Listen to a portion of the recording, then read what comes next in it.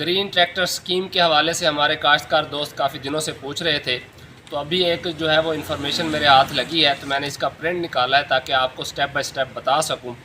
سب سے پہلی بات تو یہ ہے کہ جو گرین ٹریکٹر سکیم کے تحت ٹریکٹروں کی تعداد تھی وہ اب 20,000 نہیں ہے، بلکہ پورے پنجاب میں 9,500 یعنی کہ 9500 ٹریکٹر دیے جائیں گے۔ اس حوالے سے میں آپ کے ساتھ شیئر بھی کر رہا ہوں کہ کس ضلع کا کتنا شیئر ہے۔ 41 ضلعوں کی لسٹ ہے، اس میں شیئر دیا گیا ہے۔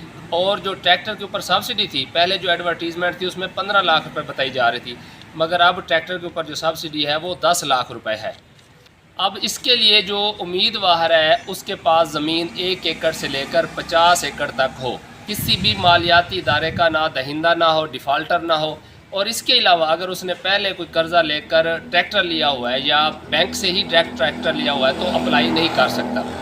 یہاں پر ایک بات اور کہ ہمارے دوست کہتے ہیں کہ کسان کارڈ بنانے کے لیے تو شرط ہے کہ رقبہ 1 ایکڑ سے کم نہ ہو اور 12.5 ایکڑ سے زیادہ نہ ہو، تو پھر وہ ٹریکٹر میں تو 50 ایکڑ تک کی حد ہے، تو پھر وہ ٹریکٹر کیسے لے سکے گا؟ تو میں آپ کو بتاتا چلوں کہ اگر آپ ٹریکٹر کے لیے اپلائی کرتے ہیں تو اس کے لیے کسان کارڈ کوئی شرط نہیں ہے۔ اگر آپ کا کسان کارڈ نہیں بنا ہوا تو بھی آپ اس گرین ٹریکٹر سکیم سے فائدہ حاصل کر سکتے ہیں۔ اس کی جو درخواستیں ہیں وہ on line portal per upload ہوں گی، اور اس کے علاوہ ان درخواستوں کا پرنٹ یا اگر آپ فزیکلی جمع کروانا چاہتے ہیں تو ہر ضلع کے دفتر ڈپٹی ڈائریکٹر زراعت توسیع میں آپ نے یہ درخواستیں جمع کروانی۔ امید ہے کہ 15 ستمبر سے اس کا اعلان کر دیا جائے گا۔ آگے جو ہے وہ تقریباً 2 ہفتے تک درخواستیں لینے کا سلسلہ جاری رہے گا۔ جب یہ 2 ہفتے ختم ہو جائیں گے تو اس کے بعد پھر ان درخواستوں کی سکروٹنی ہوگی، چھانٹی ہوگی، اور اس کے بعد پھر قرعہ اندازی ہوگی۔ جن دوستوں کا یہ ٹریکٹر بک ہوگا تو ان کو تقریباً 1 مہینے کے اندر ڈیلیوری کر دی جائے گی۔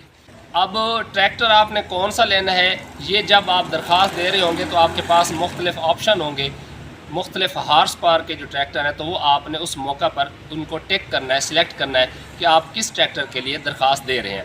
یعنی جو چھوٹا ٹریکٹر ہے اس پر بھی جو آپ کو میکسیمم سبسڈی ہے وہ 10 لاکھ روپے ہے، اور جو بڑا ٹریکٹر ہے اس پر بھی میکسیمم جو سبسڈی ہے وہ 10 لاکھ روپے ہے۔ صاف ظاہر ہے جب بڑے ٹریکٹر کی قیمت زیادہ ہوگی تو اس میں سبسڈی کا شیئر کم ہو جائے گا، چھوٹے ٹریکٹر کی قیمت کم ہوتی ہے تو اس میں جو سبسڈی ہے اس کا شیئر بڑھ جائے گا۔